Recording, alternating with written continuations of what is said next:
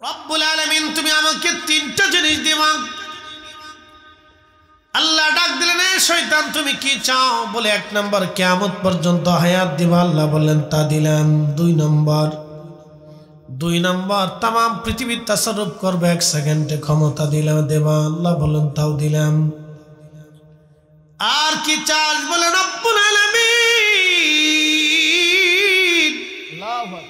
তোমার বান্দাদের শিরার ভিতর দিয়ে ঢুকে কালবের মধ্যে বসে বসে ধোঁকা দেওয়ার শক্তি দাও। আল্লাহ বলেন তাও দিলাম। কি করবি?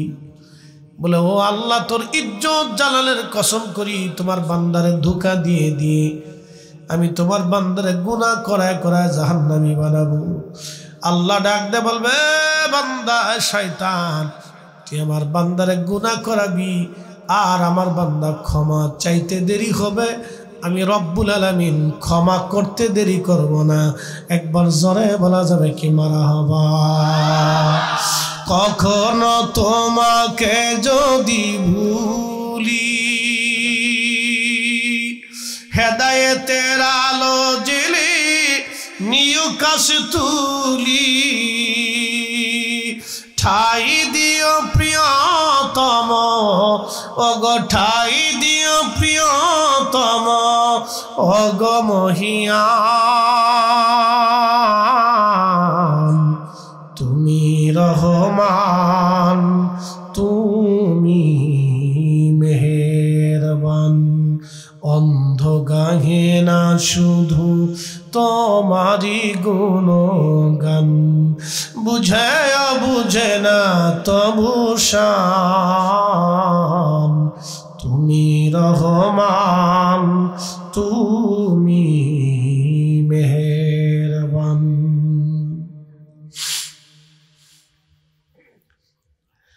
হে ফুলকুচাবাসী, মনোযোগ দিবেন। এই যে পাশেই কবর,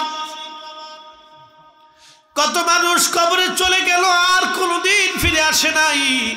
রব্বুল আলামিন বলেন, আল্লাযী খালাকাল মাউত, আমি তোমাদের জন্য মরণ সৃষ্টি করলাম। কুল ইন্নাল মাউতাল্লাযী তাফিরুনা মিনহু ফাইন্নাহু মুলাকীকুম।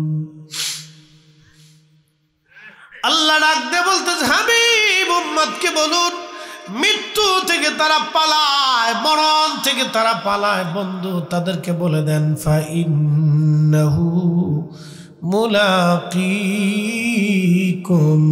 এই মরণ তার সাথে মুলাকাত করবে।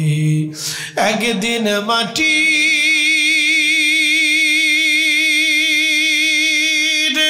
ভিতরে হবে ঘরে, মন আমার কেন বান্ধ দালান ঘর।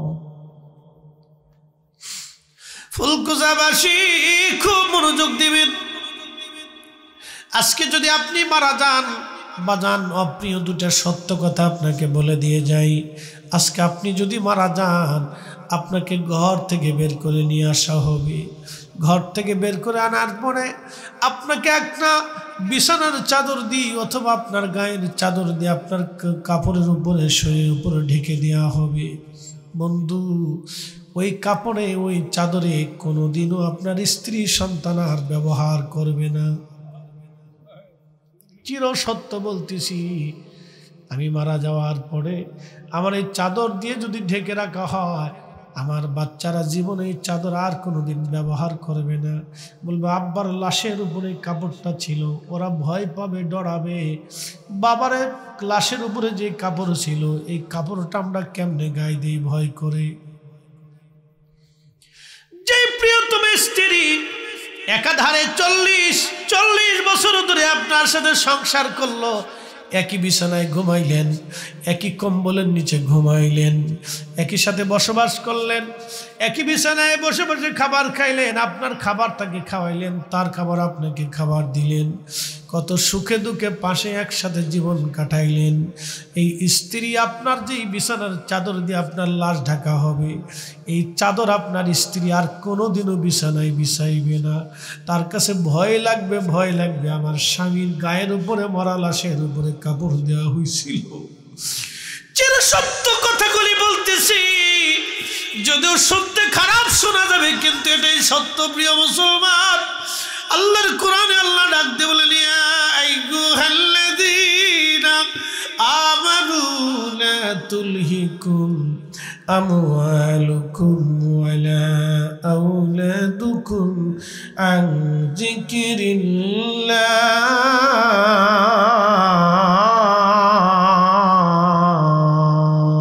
আল্লাহু আকবার। জিন্দেগি তো যাইরে ফাঁকি দিয়া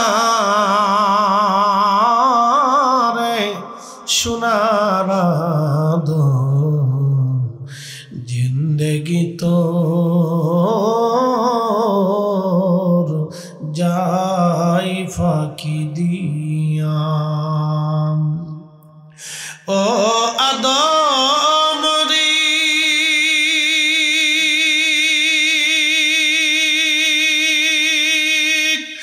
পাগ ধরিয়া গেছে দাড়ি, দন্ত মাসে গুটাচারি। ও আদমরি পাগ ধরিয়া গেছে দাড়ি, দন্ত মাসে গুটাচারি। সমন জারি গিয়াছে করিয়া রে সোনার জিন্দেগি তো যাই ফাঁকি দিয়া। বন্ধু, মৃত্যু গ্রহণ করার সাথে সাথে ঘর থেকে বের করে আপনাকে উঠানের সামনে নিয়ে আসা হবে। কত বড় আলিশান প্রাসাদ ঘরের মধ্যে আপনাকে রাখা হবে না, দ্রুত গতিতে ঘরের সামনে নিয়ে আসা হবে।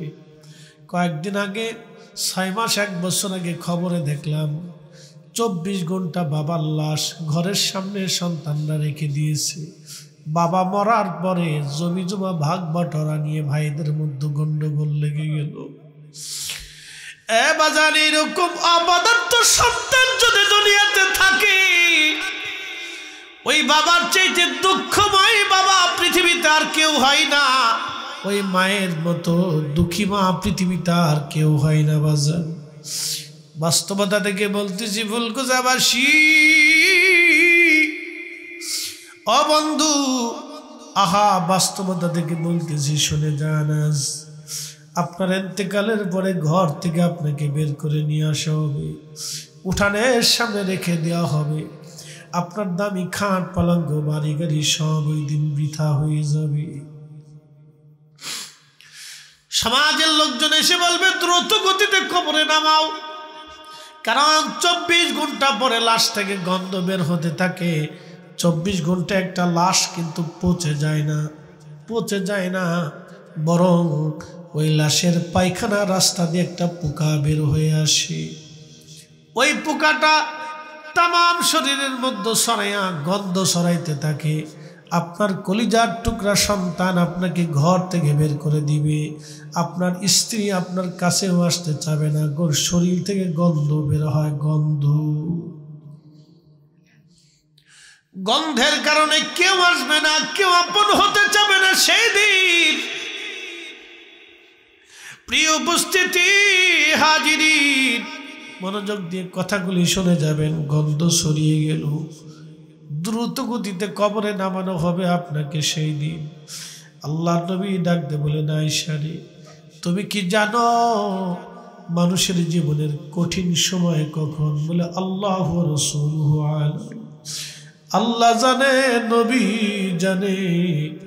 আম্মা জানা আয়েশাকে নবী বলেন, আয়েশা রে, একজন মানুষের জন্য কঠিন সময়টা যখন কবরের দিকে নিয়ে যাওয়া হয়, তখন এই রুহটা কাঁদে আর বলে, সন্তান রে, এত তাড়াতাড়ি মায়া ভুলে গেলি, আজ আমার এত তাড়াতাড়ি কবরে নামাচ্ছ, কবরটা আর আমার কবর না, এটা জাহান্নামের টুকরা হয়ে গেছে।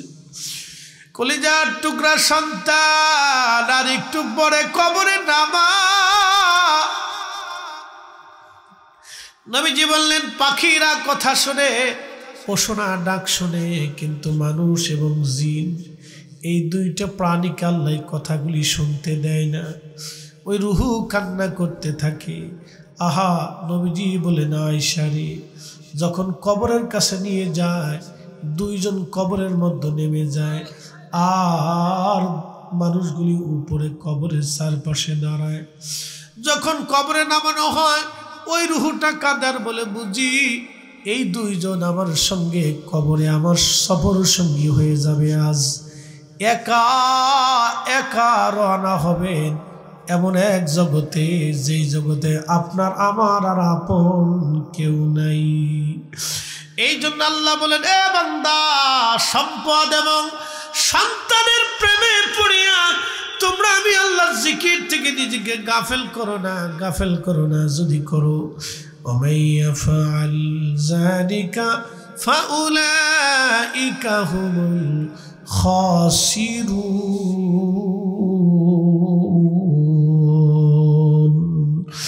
বাদশাহ क्या फकीर हो, सबको एक ही ठिकाना। बादशाह क्या फकीर हो, सबको एक ही ठिकाना।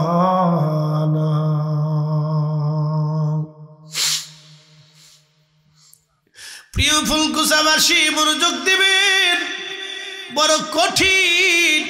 রুহু দেহটাকে যখন কবরে নামানো হয়, ওই দুইজন লোক কবর থেকে উঠে আসে।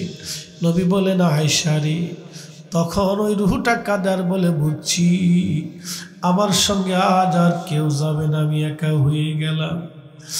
ওই রুহুটা কাঁদতে থাকে, কাঁদতে থাকে। সেই দিন নবীজি বললেন, কবরস্থ করে মাটির ভিতরে দাফন করে সব মানুষ চলে আসবে, কিন্তু আয়েশা রে, আমার উম্মতকে বইল, ও আমার সাহাবীরা, আমার উম্মতরা, তোমার ভাইকে কবরে রেখে তাড়াহুড়া করে কবর থেকে চলে এসো না, কবরের পাশে কিছু সময় দাঁড়াও।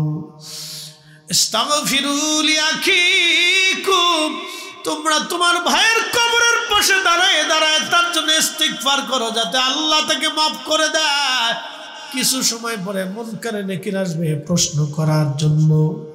মুনকারে নেকিরের প্রশ্নের জবাব যাতে সহজ হয়ে যায়, সেই জন্য তোমরা তোমার ভাইয়ের কবরের পাশে দাঁড়াও, কবরের পাশে দাঁড়াও, কবরের পাশে দাঁড়াও। এই জন্য কবর দেওয়ার পরে তাড়াহুড়া করে চলে আসবেন না, কিছু সময় কবরের পাশে দাঁড়াবেন, দোয়া করবেন, কোরআন থেকে তেলাওয়াত করবেন, কিছু সময় কবরের পাশে দাঁড়ায়া তার জন্য দোয়া করবেন।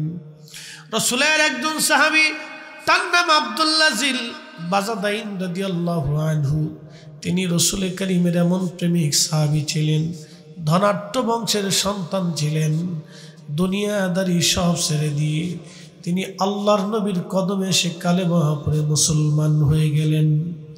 কালেমা পড়ে যখন মুসলমান হলেন, আব্দুল্লাহ জিল বাজাদাইন মুসলিম হয়ে যাওয়ার পরে তার চাচা এসে বলল, আব্দুল্লাহ, তুমি মুসলমান হয়ে গেছো, অতএব আমরা ইয়াহুদি, তুমি মুসলমান, আমাদের গোত্রে তোমার কোনো জায়গা হবে না, তুমি চলে যাও নবী মুহাম্মাদের কাছে।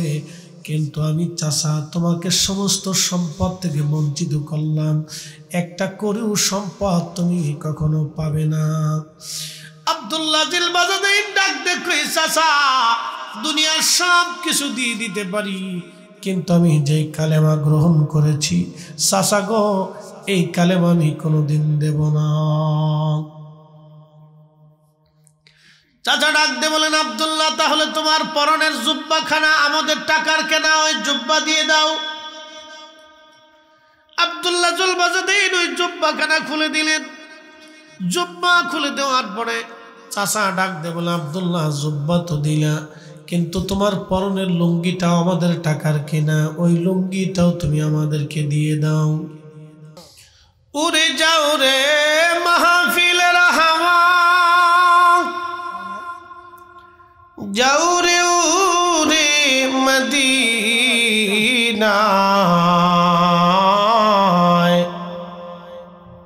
আমাদের দরুদ পৌঁছে দিও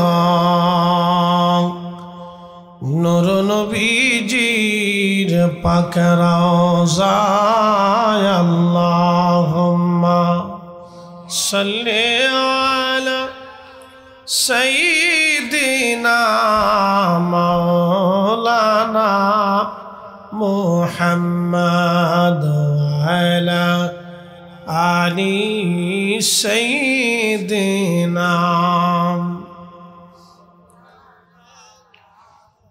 বালাগাল উলা বিকামালিহি কাশাফাদ দুজা বিজামালিহি হাসনাত জামিউ খুসালিহি সাল্লু আলাইহি ওয়ালিহি। কালেমা তাওহীদ আরশে লেখা, বামিত মুহাম্মদ আকা,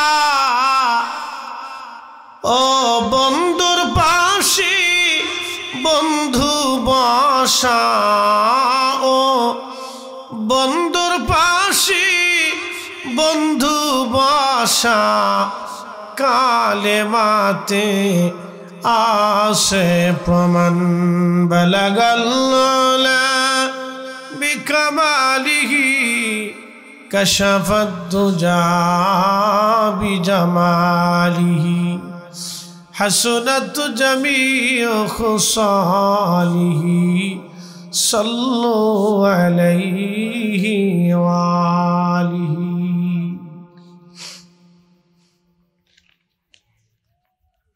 ফুলকুসা যুব সমাজের উদ্যোগে সামাজিক কবরস্থানের উন্নয়ন প্রকল্পে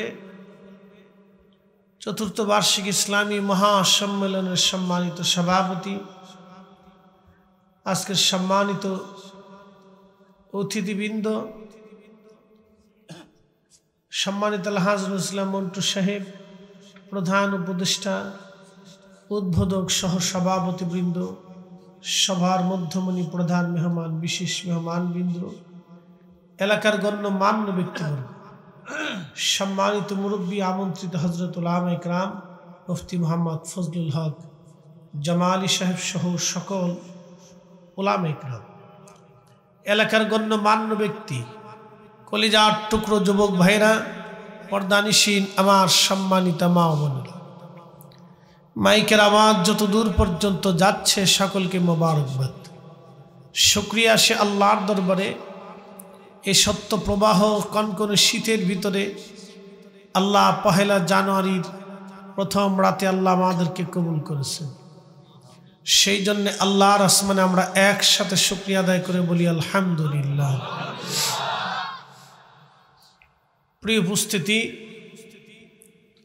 আল্লাহ আমাদেরকে আরো কবুল করেছেন। আমরা সর্বশ্রেষ্ঠ নবী, সর্বকালের সর্বশ্রেষ্ঠ মহামানব, ইমামুল মুরসালিন, রাহমাতুল লিল আলামিন, সাইয়্যিদুল কাউনাইন ওয়াস সাকালাইন, হাবিবুল্লাহ, আল্লাহর প্যারা মেহবুব নবীর উম্মত হিসেবে আল্লাহ কবুল করেছেন। সেই জন্য আল্লাহর আসমানে আমরা একসাথে শুকরিয়া আদায় করে বলি আলহামদুলিল্লাহ। সম্ভবত আমার পরে মনে হয় আর কোনো বক্তা নাই। যদি সেটা হয়েই থাকে তাহলে এলাকার বাড়ি ঘরে যারা আসি, আমি জানি আজকের শীতের প্রখরতা, প্রচণ্ডতা একটু বেশি। যেহেতু আমার পরে আর কোনো বক্তা নাই, অতএব আপনাদের উচিত হলো এই সময়ের ভিতরে, মাহফিলের ভিতরে এসে বসে কিছু কথা শোনা, বাহিরে না থাকা। প্রিয় ভাই আমার, বলেন তো এই শীতের মধ্যে কেউ যদি মারা যায় তার জানাজা কি বাতিল হবে? কবরস্থ করা কি বাদ যাবে? তার অর্থ হচ্ছে আপনি মারা গেলেও পৃথিবী তার আপন কাজে থেমে থাকবে। শীত হোক, যুদ্ধ হোক, ভূমিকম্প হোক, মহামারী হোক, টর্নেডো হোক, প্লাবন হোক, বন্যা হোক, মানুষ মারা গেলে তার জানাজা, তার দাফন কাফন সম্পন্ন কোনো না কোনো মাধ্যমে মানুষ করতেই হবে। পাশেই গোরস্থানে অনেক মানুষ ঘুমানো আছে, আগামীতে বহু মানুষ এই গোরস্থানে সমাহিত হবে। আমাদের যেই বাড়ি, আমাদের যেই ঘর, যাহা কিছু আছে সব কিছু রেখেই এইখানেই চলে আসতে হবে। আপনারা যেই জায়গাটা নির্বাচন করেছেন এই জায়গাতেই আপনাদের আসতেই হবে। আপনার সেই সুন্দর বাড়ি, সুন্দর খাট পালঙ্গ বিছানা রেখে আপনাকে এই কবরস্থ, এই কবরের ঠিকানাতে আপনাকে আসতে হবে। কারো ফুলকুচা কবরস্থানে জায়গা হবে, কারো তার গ্রামের কবরস্থানে জায়গা হবে, কারো অন্য কোথাও কোথাও কোন কবরস্থানে তার জায়গা হবে। তো আসতে যেহেতু গোরস্থানে হবে, তো অতএব মাহফিলের সময় কালক্ষেপণ না করি, যেহেতু আমার পর আর বক্তা নাই, আমি শেষ বক্তা। অতএব এশার পরে যেহেতু বসে গেছি, অতএব বুঝতে হবে আমরা দীর্ঘ রাত করব না। আপনারাও চলে আসেন, আমিও নির্দিষ্ট সময় আপনাদেরকে নিয়ে দোয়া করব। কালক্ষেপণ না করে শীতের ডর না নিয়ে ভিতরে এসে বসে পড়ে ইনশাআল্লাহ কিছু কথা শোনেন। আল্লাহ আমাদের প্রত্যেকের আসার এবং বসার তৌফিক দান করুন, বলে না আমিন। এই গ্রামে 100 বছর বয়সী কোনো মানুষ বেঁচে আছে? জানা আছে? 100 বছর বয়সী কেউ আছে? আচ্ছা, যদি 100 বছর বয়সী কেউ থেকে থাকে তাহলে কতজন হবে? 1-2 জন হতে পারে। তার অর্থ হলো এই গ্রামে একসময় শত শত মানুষ ছিল, তাদের ভিতরে 100 বছর বয়সী 1 জন অথবা 2 জন বেঁচে আছে, বাকিরা কোথায় গেল? কবরে। তাহলে আগামী 100 বছর পরে আমাদের ঠিকানা কোথায় হবে? কবর। এটা চিরসত্য না? একবারে চিরসত্য যে বাকি 100 বছর পরে আমাদের ওই ঠিকানায় এই কবর হবে।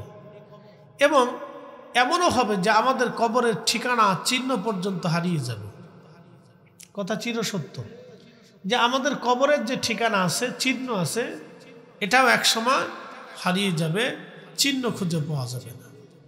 তো সেটা যদি বিশ্বাস করে থাকেন তাহলে আমি মনে করব শীতকে উপেক্ষা করে যদি আপনি বসতে পারেন তাহলে আজকে আমরা পরীক্ষায় পাস। আল্লাহ শুধু আমাদেরকে দুনিয়াতে সৃষ্টি করে ছেড়ে দেন নাই, আল্লাহ পরীক্ষার অন্তর্ভুক্ত করে দিয়েছেন। কোরআনের আয়াতে আল্লাহ ওয়াজ করছেন, الذي خلق الموت والحياة ليبلوكم أيكم أحسن عملا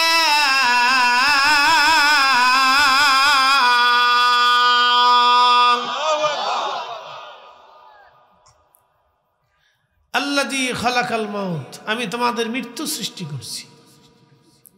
এই মৃত্যু কার সৃষ্টি? জোরে বলতে হবে, মরণটা সৃষ্টি কার? আল্লাহ। তাহলে আল্লাহর কি মরণ আছে? যিনি মৃত্যুকে সৃষ্টি করেন তার কোনো মৃত্যু? এই জন্য আল্লাহ বাস করছেন, আল্লাহু লা ইলাহা ইল্লা হুয়াল হাইয়ুল কাইয়ুম। আল্লাহ তিনি তো সেই রব, তিনি ব্যতীত আর কোনো ইলাহা নেই, কোনো রব নেই। তিনি সেই মালিক যিনি হাইয়ুল কাইয়ুম, চিরস্থায়ী, তার শুরু নাই, শেষ নাই, আওয়াল নাই, আখের নাই। একসাথে বলা যাবে আল্লাহু আকবার। আল্লাহর কি শুরু আছে? যদি বলেন যে আল্লাহ শুরু থাকে, তাহলে আল্লাহ শুরু করলো কাকে দিয়ে? আল্লাহকে কে শুরু করায়? ইমামুল আজম আবু হানিফা রাহমাতুল্লাহির সময়ে এক নাস্তিক বারবার ইরাকের বাগদাদ ভরে চিল্লায় বলে, এ মুসলমানরা, আমার 3টা প্রশ্নের জবাব দেওয়ার মতো পৃথিবীতে কোনো মুসলমান, কোনো দার্শনিক, কোনো পণ্ডিত, কোনো জ্ঞানী নেই। তো নাস্তিক বলতেছে আমার 3টা প্রশ্নের জবাব পৃথিবীতে কেউ দিতে পারবে না। তো নাস্তিক বিরাট বড় পণ্ডিত, সারা ইরাকের বাগদাদ বলে খালি ঘুরে ঘুরেই বলি বেড়ায়। তো লোকেরা বলল ঠিক আছে, ইমামুল আজমকে যা বলল, হুজুর এই নাস্তিকের জ্বালায় তো অস্থির হয়ে গেলাম, তার একটা জবাব দিয়ে দেন। তো ইমাম আজম বললেন ঠিক আছে, দিন তারিখ নির্দিষ্ট করো, আমি তার সাথে কথা বলব। দিন তারিখ নির্দিষ্ট হলো, দুইজনে বসে গেলেন। নাস্তিক প্রশ্ন করল, হ্যাঁ ইমাম বলো, আল্লাহর আগে কি? তোমরা তো আল্লাহকে এক বলো, তো আল্লাহর আগে কি এটা বলো। কোরআন হাদিস দিয়ে উত্তর দিলে হবে না, আমাকে যুক্তিপূর্ণ তথ্য দিয়ে প্রমাণ সাবমিট করে আমাকে উত্তর দিতে হবে। ইমাম আজম খুব বিচক্ষণ আল্লাহ বলা ছিলেন, অনেক বড় মেধার অধিকারী ছিলেন। ফিকহি মাসালাতে প্রায় 16 লক্ষ মাসালা তিনি বের করেছেন। একসাথে বলবেন আল্লাহু আকবার। আমাদের দেশে অনেক মুসলমান আছে গোসলের ফরজ করা তাও জানে না, 40 বছর ধরে বিয়ে করছে। ডোন্ট মাইন্ড, মন খারাপ করলেন, বললে মন খারাপ করবেন। 40 বছর ধরে বিয়ে হয়েছে, গোসলের ফরজ কটা নিজেও জানেন। গোসলের ফরজ কিভাবে আদায় করতে হয় বহু মুসলমান জানেই না। তাহলে কি বুঝলেন যে 40 বছর ধরে লোকটা এখনো না পাকই হইতে পারেনি। কথা বুঝাইতে পারি নাই মনে হয়। যে গোসলের ফরজ কয়টা এটা অনেক মুসলমান জানেই না, তাহলে 40 বছর ধরে সে না পাক। গোসলের ফরজ আদায় না হলে গোসল হবে না, আর গোসল না হলে সে পাক হবে না, আর পাক না হলে ইবাদত নামাজ রোজা কিছু হবে না।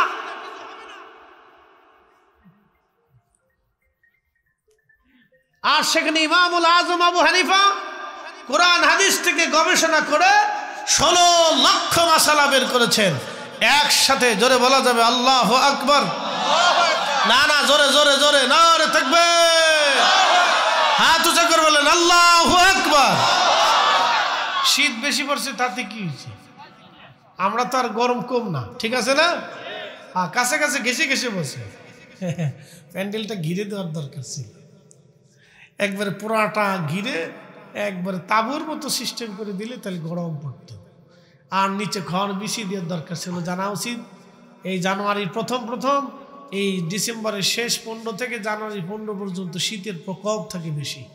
এই সময় যা করতে হবে খুব হিসাব করে করতে হবে। এই সময় যারা ওয়াজে হুজুরদের কাছ থেকে ডেট নেয় তারা জিতে না, তারা ঠগে।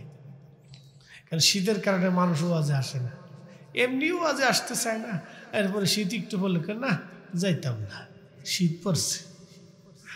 আমি আমার রাজবাড়ির এক এলাকায় ওয়াজ করতে গেছি, এক মুসল্লিকা হুজুর একটা মাসালা দেন। কি মাসালা? আমাদের মসজিদের মুয়াজ্জিন খেতার ভিতরে হইয়া হইয়া ফজরে আজান দিছে, আজান কি হইব? আমি কি মাসালা দিব? আমি কি বাবারে জীবনে সালাতের কাজা অধ্যায় পড়ছি, তো নামাজের আজানের কাজার অধ্যায় তো কোনোদিন পড়ি নাই। আর মুয়াজ্জিনকে হুজুর কি করবো খান, মুসল্লিদেরকে ওয়াদা করান, শীতের ডরে একটা মুসল্লি ফজরের নামাজে আসে না। আমি একাই আজান দিই, একাই পড়ি। তো সিন দেখলাম আমার আর উঠতে লাভ কি, আমি খেতার ভিতরে হান দিয়ে ফজরের আজান দিয়েছি। আমি হাসতে হাসতে বাসি না, মুয়াজ্জিনও শরম লজ্জা করে না, করছি আমি। তো গা হুজুর ওই বসু ওয়াদা করেন যাতে তারা নামাজ আসে। তো এক মুসল্লি বুড়া মানুষ, দাদার বয়সী, চিন্তা করলো যে বহুদিন যাই না, আজকে কাঁপতে কাঁপতে কম্বল টম্বল ভেসে লাড়তে লাড়তে আইসি। আরে আজান হয় কিন্তু হুজুর নেই, কিরে মুয়াজ্জিন কো? দেখ মুয়াজ্জিন লেফের ভিতরে শুয়েই বেরিয়ে দিচ্ছে।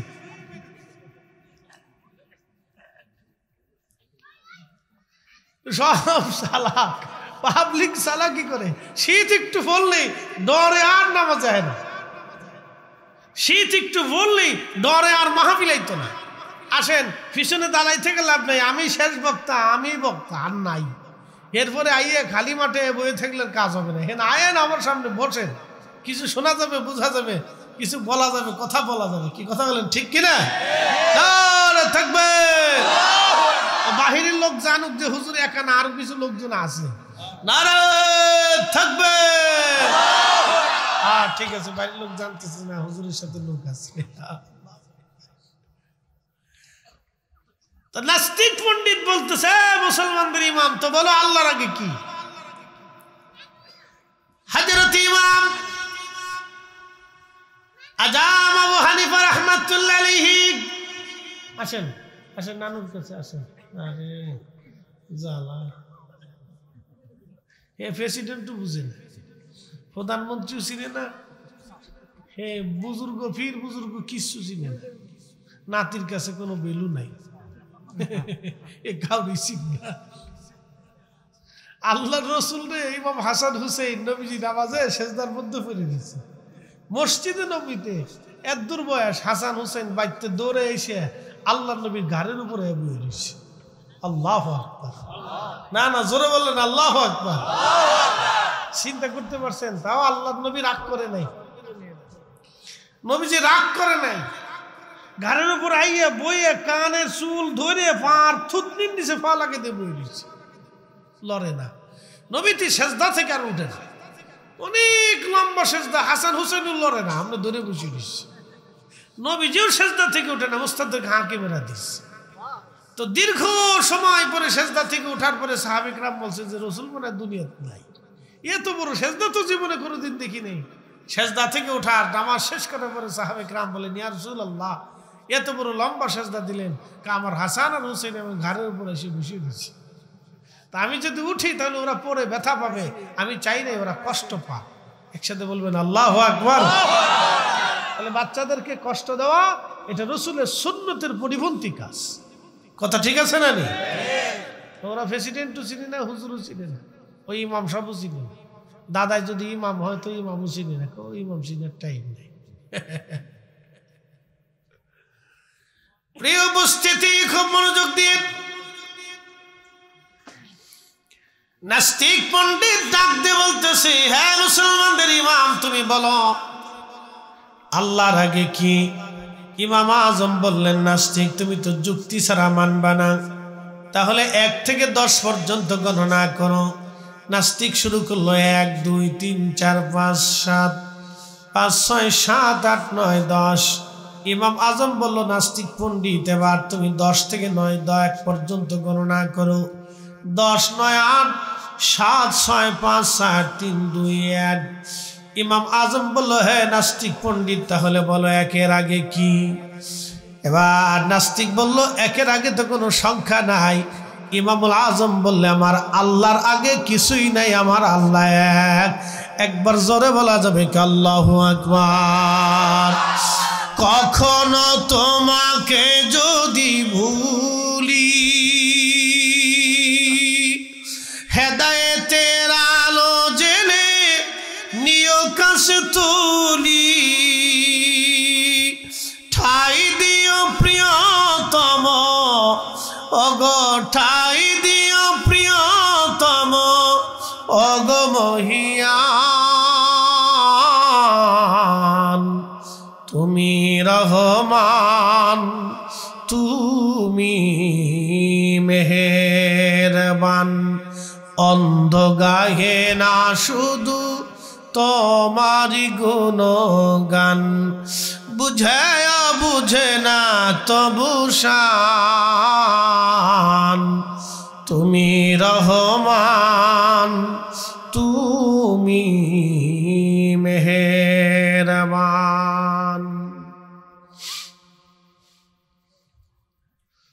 ফুলকুসাবাসী খুব মনোযোগ দিবেন। হযরত ইমাম আজমকে নাস্তিক এবার প্রশ্ন করলো, হে ইমাম তাহলে বলো আল্লাহ কোন দিক তাকায় রইছে, এবার জবাব দাও। ইমাম আজম আবু হানিফা রাহমাতুল্লাহি আলাইহি মোমবাতি জ্বালাইলেন। মোমবাতি জ্বালাইয়া ইমাম আজম আবু হানিফা বললেন, হে নাস্তিক বলো আগুনের আলো কোন দিকে আছে? নাস্তিক পণ্ডিত বলল, ইমাম আগুনের আলো সব দিকে ছড়িয়ে আছে।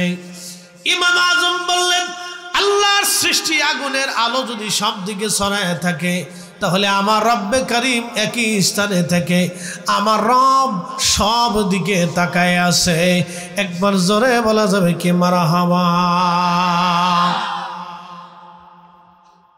আমাদের দেশে সনাতন আছে না, হিন্দু হিন্দু আছে না ভাই? তো তাদের একটা বিশ্বাস আছে, তারা একটা বিশ্বাস নিয়ে ধর্ম পালন, এটা তাদের বিশ্বাস, আমি কটাক্ষ করব না। তারা তাদের বিশ্বাস, হিন্দুদের এক বিশ্বাস, জৈনদের এক বিশ্বাস, শিখদের এক বিশ্বাস, বৌদ্ধদের এক বিশ্বাস, খ্রিস্টানদের এক বিশ্বাস, ইহুদিদের এক বিশ্বাস, এরপরে আপনার আরো পৃথিবীতে যত ধর্ম আছে এক এক ধর্মের এক এক বিশ্বাস। আমরা মুসলমান যারা আছি আমাদের একটা বিশ্বাস আছে না ভাই? আমাদের আল্লাহ কয়জন? একসাথে বলেন কয়জন? আমাদের আল্লাহর ক্ষমতা কি? আমার আল্লাহ তিনি সেই মহাশক্তির অধিকারী, তাম সৃষ্টি পুঙ্খানুপুঙ্খরূপে সুনিয়ন্ত্রিত ভাবে তিনি পরিচালনা করেন। তিনি আমাদের রব, তিনি আল্লাহ। কথা বলেন ঠিক না বেঠে?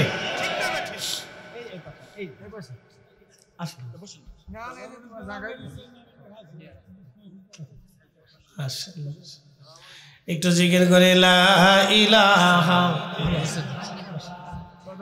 লা ইলাহা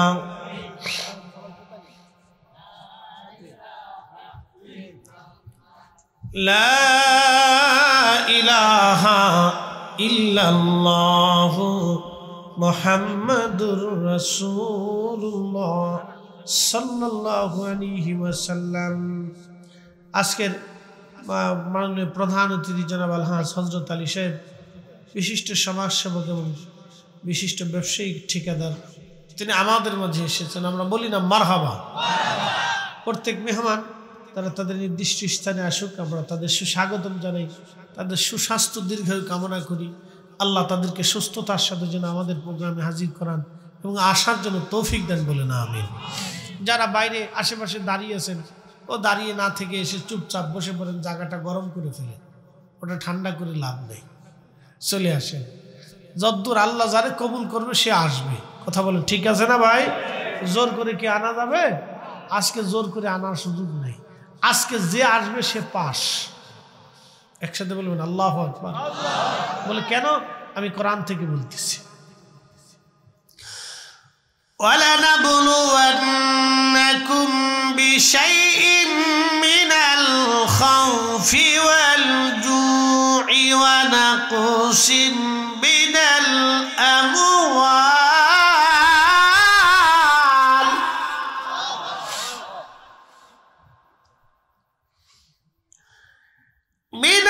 الْأَمْوَالِ وَالْأَنفُسِ وَالثَّمَرَاتِ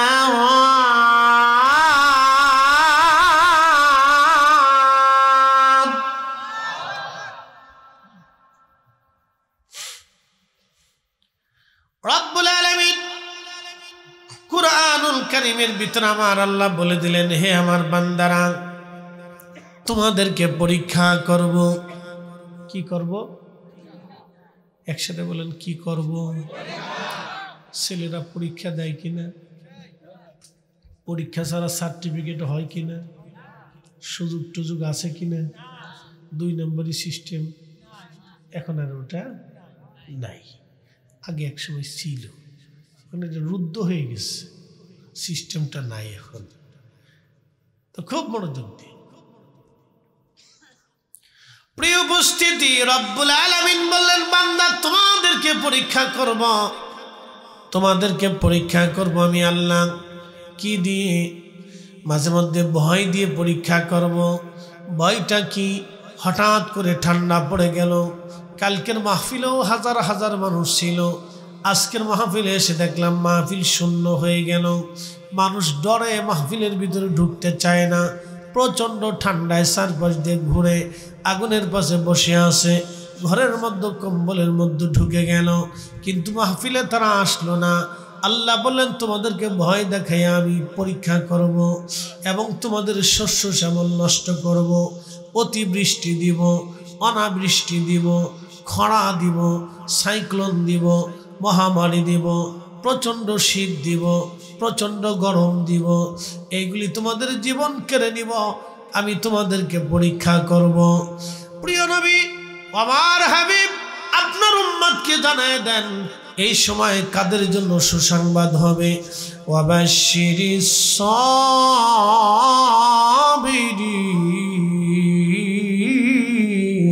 সাবিরিন, এই কঠিন সময় যারা ধৈর্য ধারণ করবে, হাবিব আমার বলে দেন তারাই তারাই সফল কাম হবে, তাদের জন্য সুসংবাদ হবে। তাহলে বোঝা গেল আজকে যারা বসে গেলেন তারা সবাই পাস। সেটা বলেন আল্লাহু আকবার। আমার ফর্মুলা না আল্লাহর ফর্মুলা? আমি কি ফর্মুলা দিছি না আল্লাহ দিছে? অবাশিরিস সাবিরিন, সবরকারীদের জন্য সুসংবাদ। ঠান্ডার মধ্যে বসে যারা সবর করতেছেন তাদের জন্য একটা সুসংবাদ আছে। বলে কি? এই সুসংবাদের নাম হচ্ছে ক্ষমা। ইন্নাল্লাহা ইয়াগফিরুয যুনুবা জামিআ, তোমাদের জীবনের সব গুনাহকে আমি রব্বুল আলামিন মিটিয়ে দেব, মাফ করে দেব। একসাথে বলবেন আল্লাহু আকবার। আমাদের গুনাহ আছে না? আছে না? শ্রোতা বক্তা সবাই কি গুনাহ মুক্ত? শ্রোতা বক্তা সবাই গুনার সাথে যুক্ত। আমরা সবাই এখানে গুনাহগার, সবাই এখানে কি গুনাহগার। ছোট বড় গুনাহ আমাদের হয়ে যায়, হাসতে হাসতে হয়, নফসের খায়েশে পড়ে হয়, বন্ধুর মেলে পড়ে হয়, কথাবার্তা হয়, সম্পদের মোহে পড়ে হয়, দুনিয়ার মোহে পড়ে হয়, স্ত্রীর প্রেমে পড়ে হয়, বন্ধু বান্ধবের মহাব্বতে পড়ে হয়ে যায়, অনেক গুনাহ হয়ে যায়, হাসতে হাসতে গুনাহ হয়ে যায়। নাতি নাতকুরের মহাব্বতে পড়ে হয়ে যায় গুনাহ। আমরা সবসময় করতেই থাকি, আমাদের গোলা চলমান থাকে, একটার পর একটা গুনাহ করতে থাকি। তা আমরা যদিও গুনাহগার, কিন্তু রব বলে দিয়েছেন যাও তোমরা আসছো পরীক্ষায় পাস, আমি রব তোমাদের গুনাহগুলিকে মাফ করে দিলাম। ফয়সালা আমাদের না আল্লাহ। উনি অনেক বড় মেহেরবান, দয়াশীল। আসবেন, ক্ষমা হবে, বসবেন, মাফ হবে। আল্লাহ রাব্বুল আলামিন পরীক্ষা করতেছেন কে আসবে কে আসবে না, কে বসবে কে বসবে না। পরীক্ষায় যে আসবে সে পাস। এই মসজিদে গেছেন, নামাজে দাঁড়িয়েছেন, নামাজ হলো কি হলো না সেটা পরের বিষয়, কিন্তু আপনি আল্লাহর হুকুম বাস্তবায়নের জন্য উপস্থিত হয়েছেন, আপনি পাস। হাইয়া আলাস সালাহ,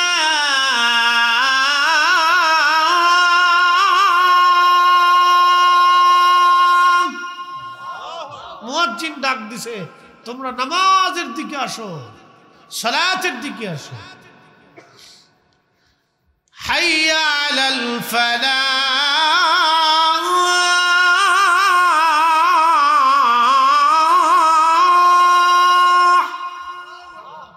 তোমরা কল্যাণের, তোমরা উপকারিতার দিকে আসো, তোমরা ভালো কাজের দিকে আসো, সালাতের দিকে আসো।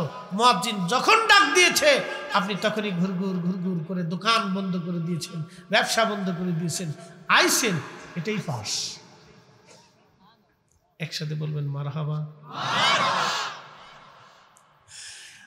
ইয়া আইয়ুহাল্লাযীনা আমানু ইযা নুদিয়া লিস-সালাতি মিন ইয়াউমিল জুমআতি ফাসআউ ইলা যিকরিল্লাহি ওয়া দারুল বাই'।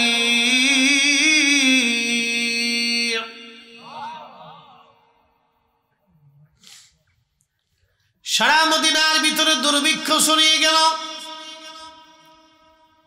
একাধারে 7 দিন মদিনার মধ্যে কোনো খাবার নাই, পানি নাই, খাবার নাই, গম নাই, জব নাই, আটা নাই, রুটি নাই। সারা মদিনাতে মানুষের কাছে পয়সা আছে, কিন্তু কোনো খাবার নাই, কোনো রুটি নাই, কোনো গম নাই, জব নাই। মদিনায় হাহাকার পড়ে গেল। 7 দিন পর্যন্ত মদিনায় কারো ঘরে খাবার নাই, মদিনার বাজারেও নাই। আল্লাহর নবী জুমার দিনে খুতবা দিচ্ছিলেন। আল্লাহর নবী জুমার দিনে খুতবা দেন। খুতবা দেওয়ার সময় রাসূল করিম সাল্লাল্লাহু আলাইহি সাল্লাম যখন খুতবা দেন, খুতবা দেওয়ার সময় একজন ঘোষণাকারী বলে দিয়ে গেল, শুনছো মদিনাবাসী, শাম থেকে একটা বণিক দল খাবারের কাফেলা নিয়ে মদিনার বাজারে আসছে। যার যার আপন জনের জন্য পণ্য সামগ্রী যা যা প্রয়োজন কিনে নিয়ে আসুন। বুঝতে পারতেছেন মদিনায় কারো বাড়ি খাবার নাই। কঠিন এই পরিস্থিতিতে মসজিদে নববী সাহাবায়ে কেরাম ছেড়ে দিতে লাগলেন। মসজিদ থেকে মুসল্লি যেতে যেতে যেতে যেতে যেতে যেতে সব মুসল্লি চলে গেল। মাত্র 10 জন মুসল্লি আমার নবীর সামনে বসে রইলেন। একবার জোরে বলা যাবে কি আল্লাহু আকবার।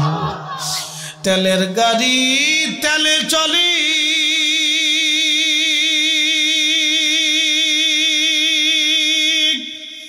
হাওয়ার গাড়ি হাওয়ায় উড়ে, বিনা তেলে চালাই গাড়ি নবী সুলাইমান। আমরা সেই মুসলমান।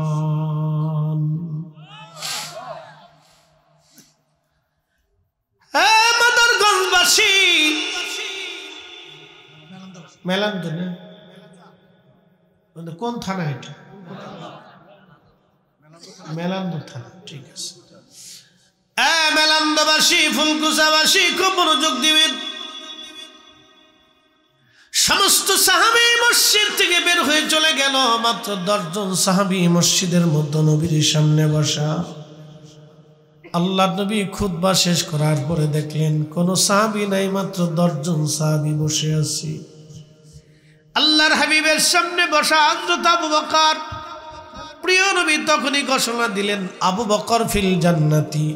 এরপরে অমর বসা, ঘোষণা দিলেন অমর ফিল জান্নাতি, ওসমান ফিল জান্নাতি, আলী ফিল জান্নাতি, তালহা ফিল জান্নাতি, জুবাইর ফিল জান্নাতি, আব্দুর রহমান ইবনে আউফ ফিল জান্নাতি, সাদ বিন আবি ওয়াক্কাস ফিল জান্নাতি, আবু উবাইদা ইবনে দাররা ফিল জান্নাতি, সাইদ ইবনে জুবাইর ফিল জান্নাতি। এইভাবে নবীজি 10 জন সাহাবীর নাম ঘোষণা দিলেন। এরা সবাই আল্লাহর জান্নাতি, সবাই খাবারের জন্য চলে গেছে, কিন্তু এরা রসুলের দরজা ছেড়ে দেয় নাই, আল্লাহর ঘর মসজিদ ছেড়ে দেয় নাই, জুমার নামাজের জন্য তখনও তারা বসে আছে। আল্লাহর নবী বলেন এরা সবাই আল্লাহর জান্নাতি জান্নাতি জান্নাতি। একবার জোরে বলা যাবে কি আল্লাহু আকবার। পরীক্ষায় পাস, জোরে বলেন পরীক্ষায় পাস। সব চলে গেছে, 10 জন বসা, 10 সাহাবী। কয় সাহাবী? এই 10 সাহাবীর নাম আশারায়ে মুবাশশারা, 10 জন জান্নাতে সুসংবাদ প্রাপ্ত সাহাবী। শুধু জুমার মসজিদে বসে থাকার জন্য আল্লাহর রাসূল তাদেরকে জান্নাতি ঘোষণা দিয়ে দিলেন। পরীক্ষায় পাস, জোরে বলেন পরীক্ষায় পাস। এই প্রচন্ড শীতের মধ্যে কে আসবে পরীক্ষায় পাস? কোটি মানুষ আসতে হবে না, যে আসবে সে পাস, যে বসবে সে পাস। কথা বলেন ঠিক না বেঠিক? ফয়সালা কি আমাদের না আল্লাহ? আল্লাহর ফয়সালা, কোরআনের ফয়সালা, সে পাস হবে। এই জন্য সবাইকে আল্লাহ কবুল করবে না, যাকে পছন্দ করবে সে আসবে। কথা ঠিক আছে না ভাই? আমরা এখন কার মেহমান? একসাথে বলতে হবে কার? আপনারা আমাদেরকে দাওয়াত করে আনছেন না? আমার এই ভাই আমাকে দাওয়াত করছেন, বারবার ফোনে ফোনে কথা বলছেন, ভাইটা দাওয়াত করে আনছেন। তো ভাই সর্বোচ্চ সম্মান দেওয়ার চেষ্টা করতেছে। আমাকে বললো যে ভাইজান আমি এই আয়োজনের কোনো ত্রুটি করি না, পাবলিক আসবে না আসবে সেটা আমার ফাংশন না, ওটা আল্লাহর ইচ্ছা। আমি বললাম যে আল্লাহ যাকে কবুল করবে সে আসবে, আমাদের এখানে কোনো জোর করে আনার কোনো সুযোগ সিস্টেম নাই, আল্লাহ যাকে পছন্দ করবে সে আসবে। কথা ঠিক আছে না ভাই? তো আয়োজনের কোনো কমতি নেই, সদিচ্ছারও কোনো কমতি নেই। আমি মেহমান হিসেবে আসবো, আমার সমাদরও আপনার কম করেন, যথেষ্ট সমাদর করছেন। এখন আল্লাহ আপনাকে তার বেহেশতের বাগানে দাওয়াত করে আল্লাহ আপনাকে নিয়ে আসছে।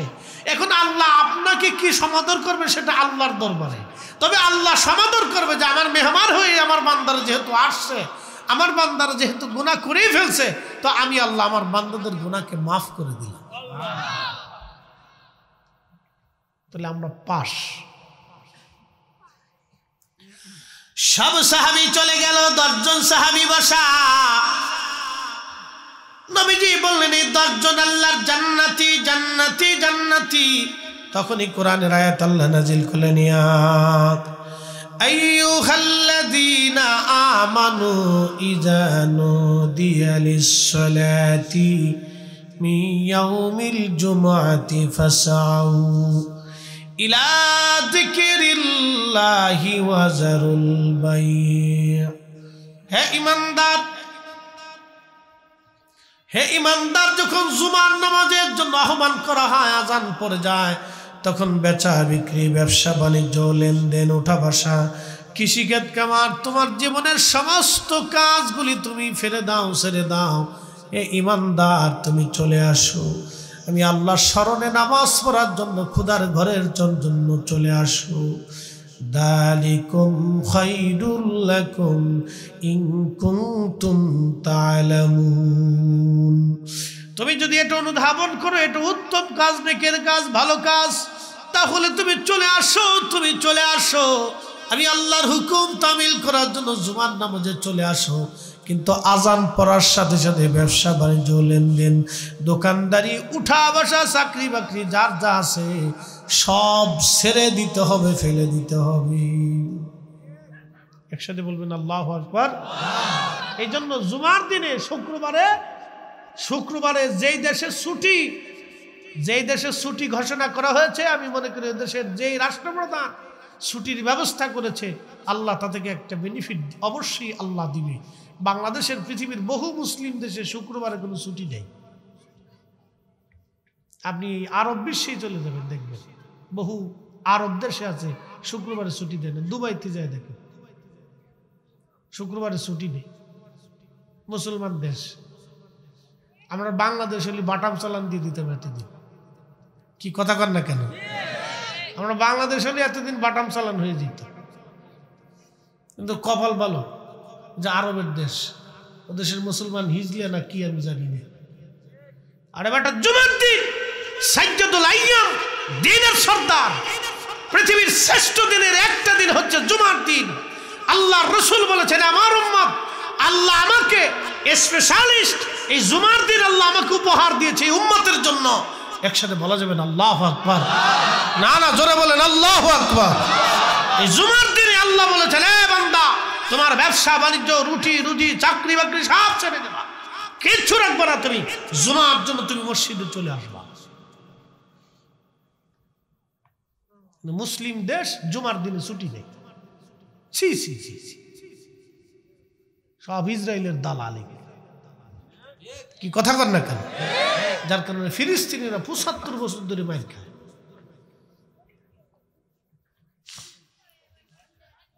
মুসলমান, খুব ভালো করে কথাগুলি শুনে যাবেন। আজ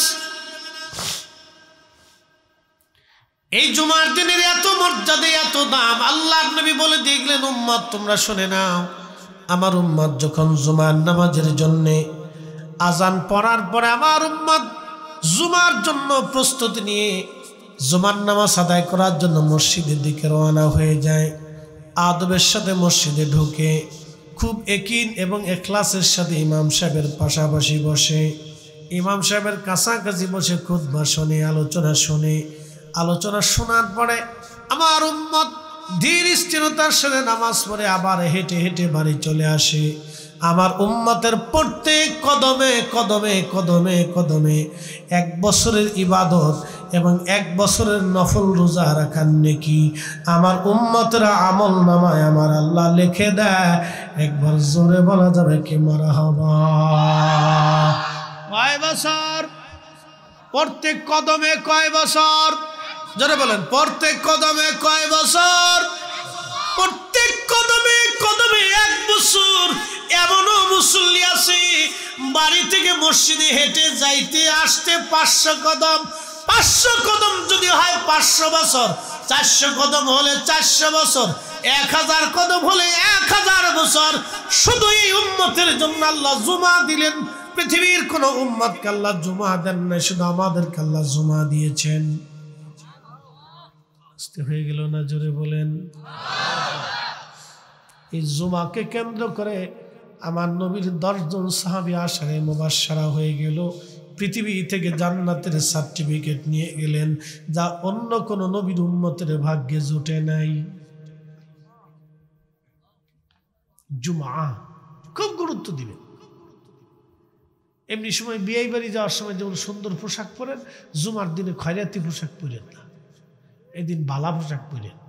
গোসল টোসল পাক সাফ হবেন, একবারে সুন্দর সাবান টাবান মাইকা আতর টাতর দিয়ে খুব সুন্দর করে পরিষ্কার হবেন, শরীরে যাতে গন্ধ না খায়, ফটকা ফটকা গন্ধ যাতে না আসে। বুঝতে পারছেন না আপনারা? কুয়াশা পড়তেছে বৃষ্টির মতো, আল্লাহ আজকে দিয়ে খুশি, আমরা পাইয়ে খুশি। একসাথে বলেন আলহামদুলিল্লাহ।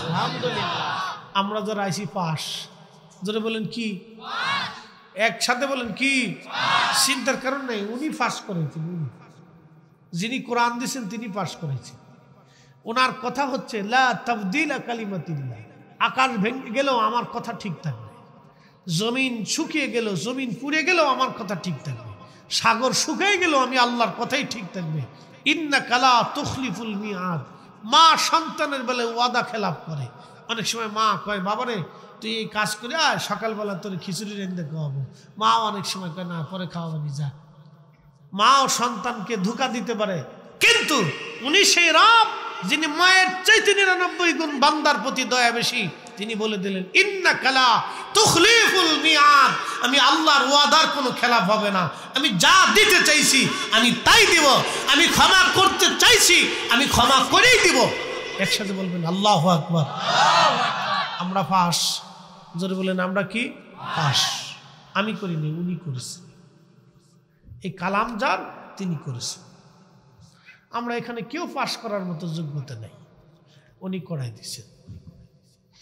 এই শীতের ভিতরে আর শয়তান কারো মেলার ভিতরে ডুহাই রেখেছে, তুই লটপটি কিনে। কি কথা কান না, ওরে লটপটি কিনাইতেছে, শটপটি কিনাইতেছে, বাদাম কিনাইতেছে, ফুলার লেগে ফেফু ফেফু ফেফু ফেফু। কি কথা ঠিক আছে না? ফেফু ফেফু এটা ফুলাফানের লেগে কেনাইতেছে, কইতে কিনে টিনে তুই আস্তে বাইর চলে যা। দেখবেন তো ঠিক হতে কিনে টিনে আস্তে আস্তে গুড়গুড় গুড়গুড় বাড়ি চলে যাবে। ভিতরে আর আসতে পারবে না, ঢুকতেও পারবে না, পাশও করবে না।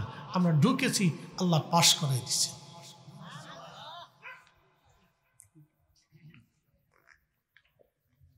শয়তান এর উপরে বিজয় হয়েছে, কিন্তু আমাদের কাছে পরাস্ত হয়েছে।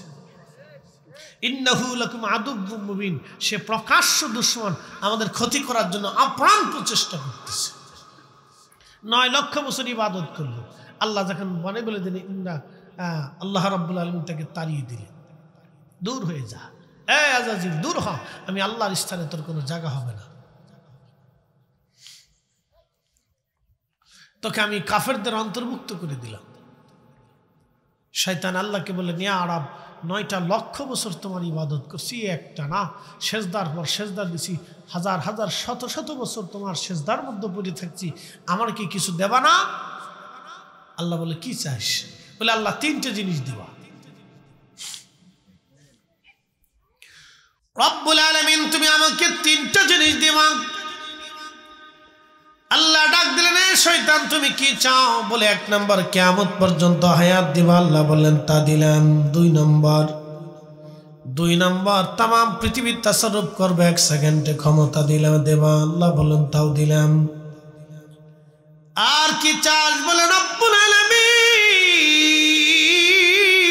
আল্লাহু আকবার তোমার বান্দাদের শিরার ভিতর দিয়ে ঢুকে কালবের মধ্যে বসে বসে ধোঁকা দেওয়া আর শক্তি দাও। আল্লাহ বলেন তাও দিলাম। কি করবি?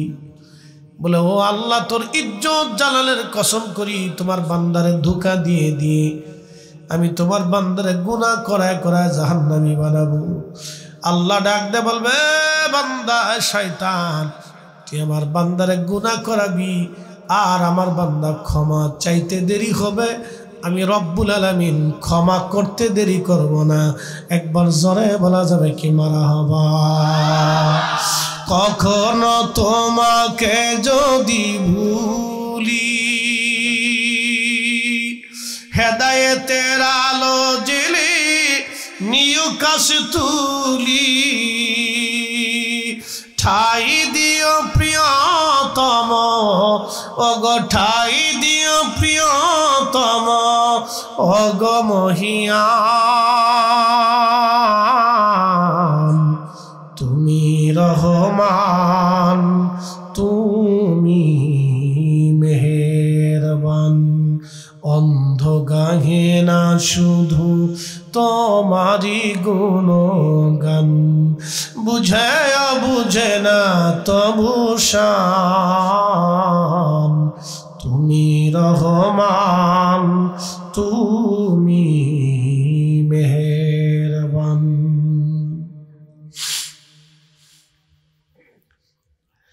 হে ফুলকুসাবাসী মনোযোগ দিবেন। এই যে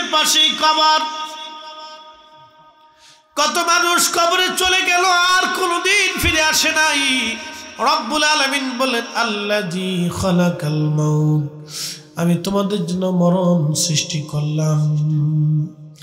কুল ইন্নাল মাউতাল্লাযী তাফিরুনা মিনহু ফাইন্নাহু মুলাকীকুম। আল্লাহ ডাক দিয়ে বলতেছে হাবিব উম্মতকে বলুন মৃত্যু থেকে তারা পালায়, মরণ থেকে তারা পালায়। বন্ধু তাদেরকে বলে দেন ফাইন্নাহু মুলাকীকুম,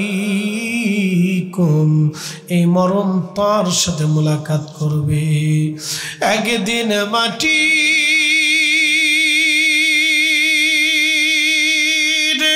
ভিতরে হবে ঘরে, মন আমার কেন বান্ধ দালান ঘর।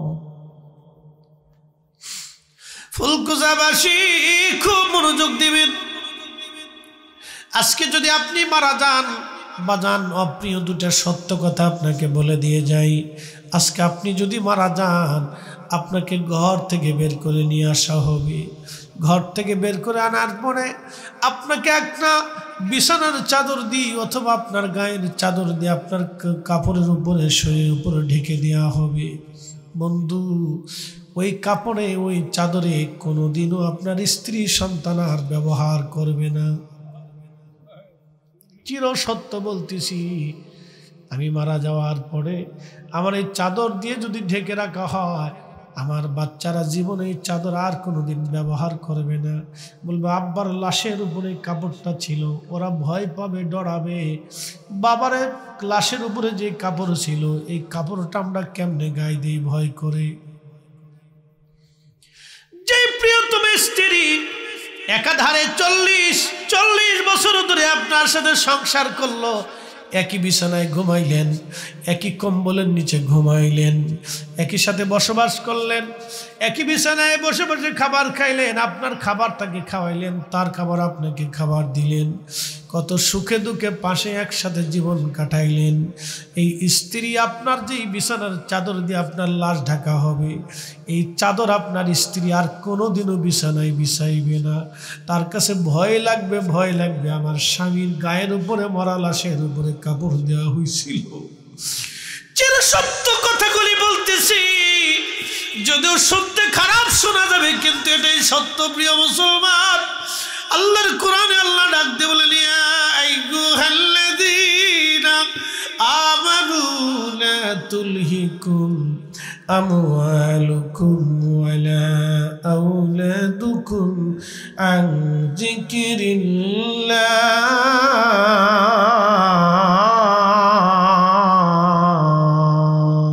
আল্লাহু আকবার। জিন্দেগি তো যাইরে ফাঁকি দিয়া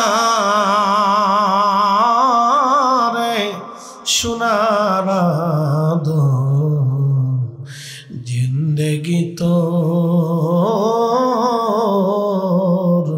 যাই ফাঁকি দিয়া। ও আদম রে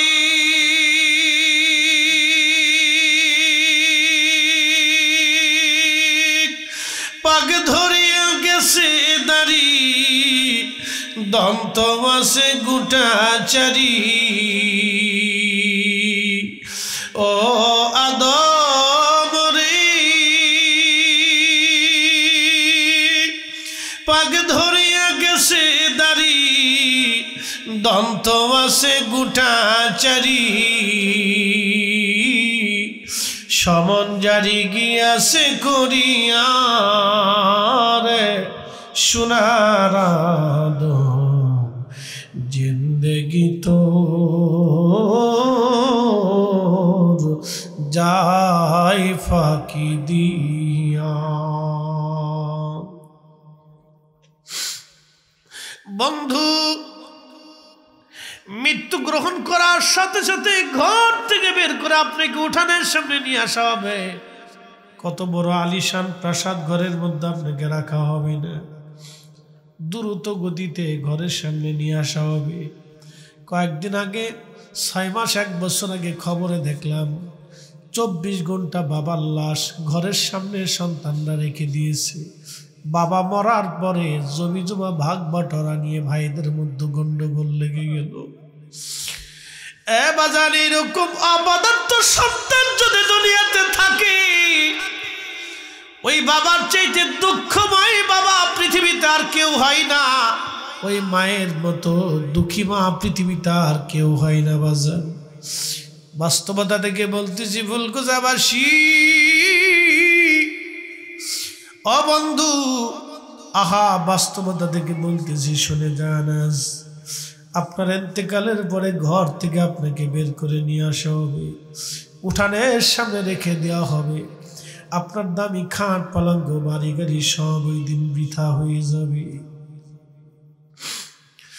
সমাজের লোকজন এসে বলবে দ্রুত গতিতে কবরে নামাও, কারণ 24 ঘন্টা পরে লাশ থেকে গন্ধ বের হতে থাকে। 24 ঘন্টা একটা লাশ কিন্তু পচে যায় না, বরং ওই লাশের পায়খানা রাস্তা দিয়ে একটা পোকা বের হয়ে আসে। ওই পোকাটা তামাম শরীরের মধ্যে ছড়াইয়া গন্ধ ছড়াইতে থাকে। আপনার কলিজার টুকরা সন্তান আপনাকে ঘর থেকে বের করে দিবে। আপনার স্ত্রী আপনার কাছেও আসতে চাবে না, শরীর থেকে গন্ধ বের হয়। গন্ধের কারণে কেউ আসবে না, কেউ আপন হতে চাবে না। সেই দিন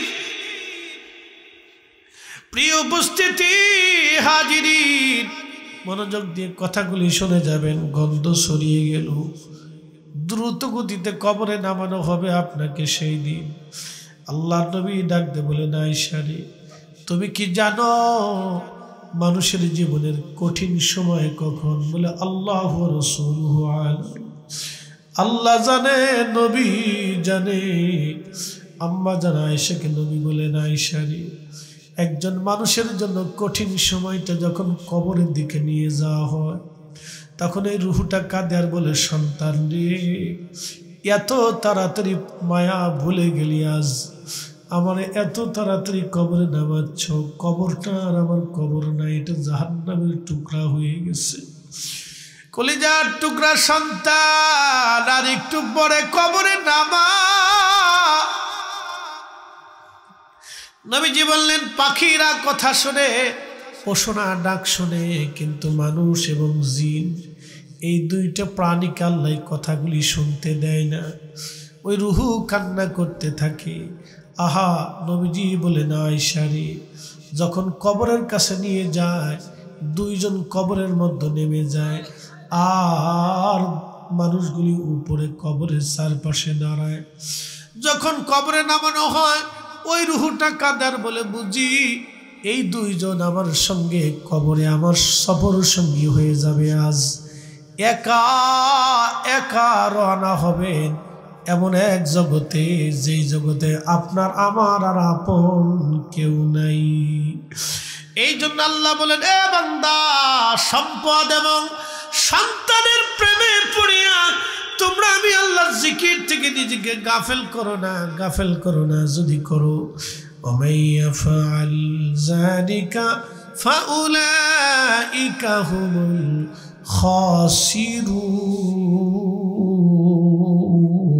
الخاسرون। बादशाह क्या फकीर हो, सबको एक ही ठिकाना। बादशाह क्या फकीर हो, सबको एक ही ठिकाना।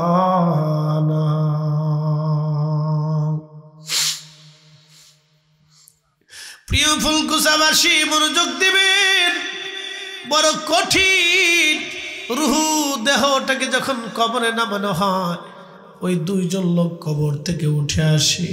নবী বলেন, আয়েশা রে, তখন ওই রুহুটা কাদার বলে, বুঝছি আমার সঙ্গে আজ আর কেউ যাবে না, আমি একা হয়ে গেলাম।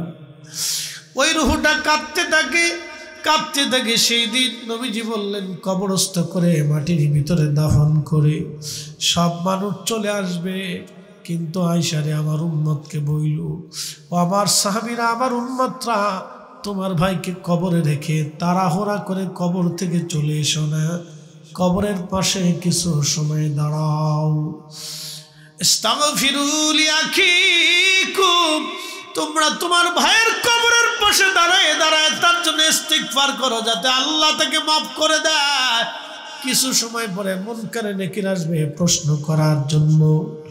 মুনকারে নেকিরের প্রশ্নের জবাব যাতে সহজ হয়ে যায়, সেই জন্য তোমরা তোমার ভাইয়ের কবরের পাশে দাঁড়াও, কবরের পাশে দাঁড়াও, কবরের পাশে দাঁড়াও। এই জন্য কবর দেওয়ার পরে তাড়াহুড়া করে চলে আসবেন না, কিছু সময় কবরের পাশে দাঁড়াবেন, দোয়া করবেন, কোরআন থেকে তেলাওয়াত করবেন, কিছু সময় কবরের পাশে দাঁড়ায়া তার জন্য দোয়া করবেন। রাসূলের একজন সাহাবী, তার নাম আব্দুল্লাহ জিল বাজাদাইন রাদিয়াল্লাহু আনহু, তিনি রাসূল কারীমের এমন প্রেমিক সাহাবী ছিলেন, ধনাঢ্য বংশের সন্তান ছিলেন। দুনিয়াদারি সব ছেড়ে দিয়ে তিনি আল্লাহর নবীর কদমে এসে কালেমা পড়ে মুসলমান হয়ে গেলেন। কালেমা পড়ে যখন মুসলমান হলেন আব্দুল্লাহ জিল বাজাদাইন, মুসলিম হয়ে যাওয়ার পরে তার চাচা এসে বলল, আব্দুল্লাহ তুমি মুসলমান হয়ে গেছো, অতএব আমরা ইয়াহুদি, তুমি মুসলমান, আমাদের গোত্রে তোমার কোনো জায়গা হবে না, তুমি চলে যাও নবী মুহাম্মাদের কাছে। কিন্তু আমি চাচা তোমাকে সমস্ত সম্পদ থেকে বঞ্চিত করলাম, একটা করেও সম্পদ তুমি কখনো পাবে না। আব্দুল্লাহ জিল বাজাদাইন ডাক দেখো, চাচা দুনিয়ার সব কিছু দিয়ে দিতে পারি, কিন্তু আমি যে কালেমা গ্রহণ করেছি চাচা গো, এই কালেমা আমি কোনোদিন দেব না। চাচা ডাক দে বলেন, আব্দুল্লাহ তাহলে তোমার পরনের জুব্বাখানা আমাদের টাকার কেনা, ওই জুব্বা দিয়ে দাও। আব্দুল্লাহ জুল বাজাদাইন ওই জুব্বাখানা খুলে দিলেন। জুব্বা খুলে দেওয়ার পরে চাচা ডাক দে বলে, আব্দুল্লাহ জুব্বা তো দিলা, কিন্তু তোমার পরনের লুঙ্গিটাও আমাদের টাকার কেনা, ওই লুঙ্গিটাও তুমি আমাদেরকে দিয়ে দাও। আব্দুল্লাহ জুল বাজাদাইন বললেন, চাচা যান, দয়া করে ফুলদানিতে হৃদয় নামের ফুলদানিতে গেথে রেখেছি প্রেমের মালা, ইয়া রাসূলুল্লাহ ইয়া হাবিবাল্লাহ, ইয়া রাসূলুল্লাহ ইয়া হাবিবাল্লাহ, ইয়া রাসূলুল্লাহ।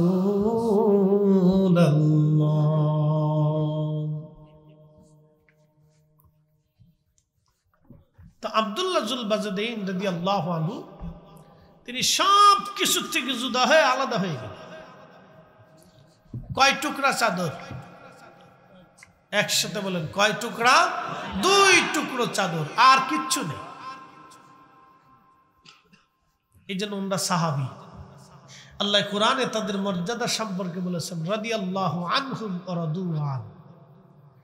তারা, আল্লাহ বলেন আমি তাদের উপরে খুশি, তারাও আমি আল্লাহর উপরে খুশি। যালিকা লিমান খাশিয়া রাব্বাহ, কেন?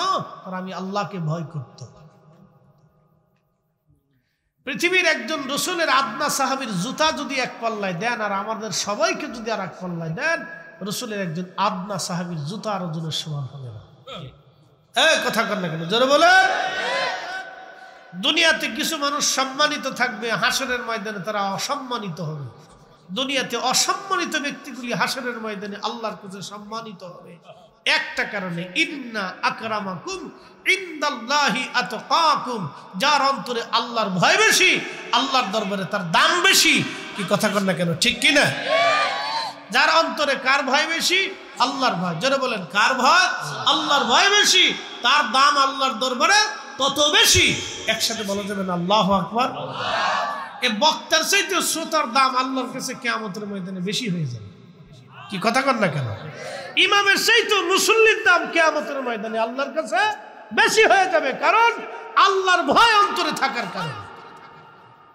কথা কোন ঠিক কিনা?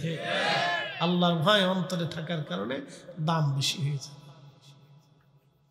তো রাসূল করিম তাবুকের যুদ্ধের ময়দানের জন্য খেদমত জোগাড় করতেছেন, দান জোগাড় করতেছেন। তো যুদ্ধ হবে, সাহাবে کرام কে কি দিবেন, চলেন, যুদ্ধের জন্য তো অনেক খরচ।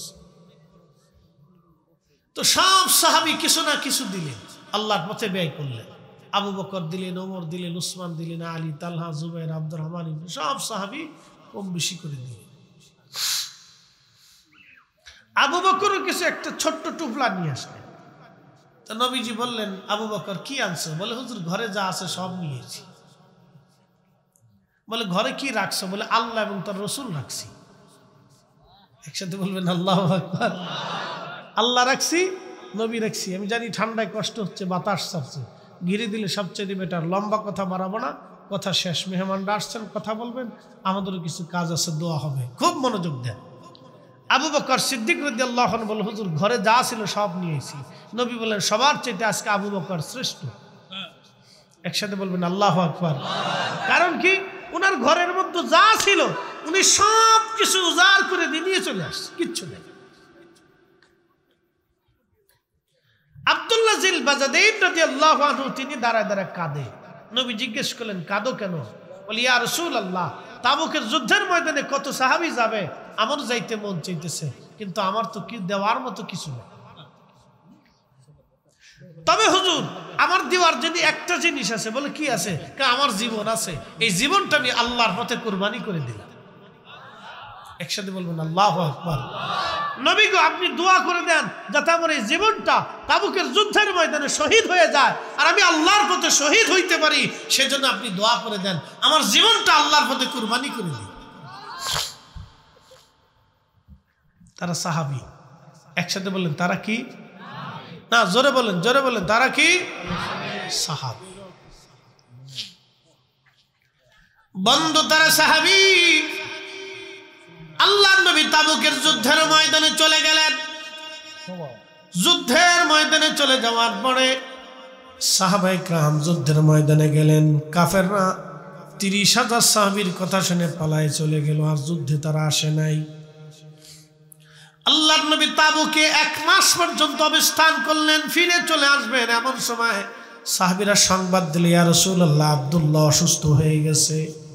নবী বললেন, তার সেবা করে আল্লাহ কবুল করেছে, সে শহীদ হয়ে যাবে। আব্দুল্লাহ ইন্তেকাল করলো। আল্লাহর নবী বললেন, তার দাফন কাফনের ব্যবস্থা করো। সাহাবীরা, আল্লাহর নবী সাহাবায়ে کرامকে দাফন কাফনের ব্যবস্থা করলেন। কবর খনন করা হলো। নবীজি কবরের পাশে দাঁড়ায় বলেন, এ সাহাবীরা, তোমরা আজকে আমার আব্দুল্লাহকে কবরে রাখো না, আমি নবী নিজে হাতে আমার আব্দুল্লাহকে কবরে নামাবো। না না, হয় না, আরো জোরে বলেন আল্লাহু আকবার। আমার নবী নিজে হাতে আব্দুল্লাহকে কবরে নামাচ্ছিলেন। এমন সময় আব্দুল্লাহ ইবনে মাসউদ ডাক দেখে, ইয়া রাব্বি, এই আব্দুল্লাহর জায়গায় যদি আমি আব্দুল্লাহ হইতাম, আমার জীবন কত বুলন্দ হইতো। আমার রাসূল আমাকে নিজে হাতে কবরে রাখতেন, আমার রাসূল আমাকে নিজে হাতে কবরে রাখতেন। এর চাইতে বুলন্দ নসিব আর কিছুই নাই। উম্মত রাসূলের হাতে উম্মতের দাফন কাফন হয়, এর চাইতে বড় বুলন্দ নসিব আর কিছুই নাই। জোরে বলেন না মারহাবা। তো দাফন হয়ে গেল। দাফন শেষে আল্লাহর নবী কবরের পাশে দাঁড়ায় গেলেন।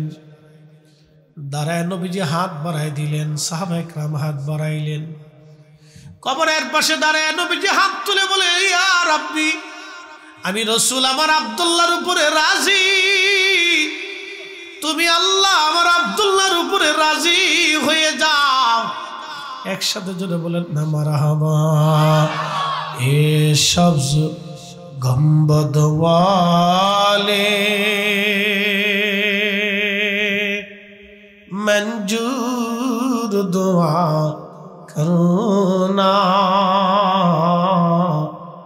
जब वक्त न जा आए आका दीदार अता करना। दीदार आता करना। मैं कब्र अंधेरी में घबराऊंगा जब तन्हा में, कब्र अंधेरी में घबराऊंगा जब तन्हा, इमदाद मेरी करने आ जाना रसूल अल्लाह।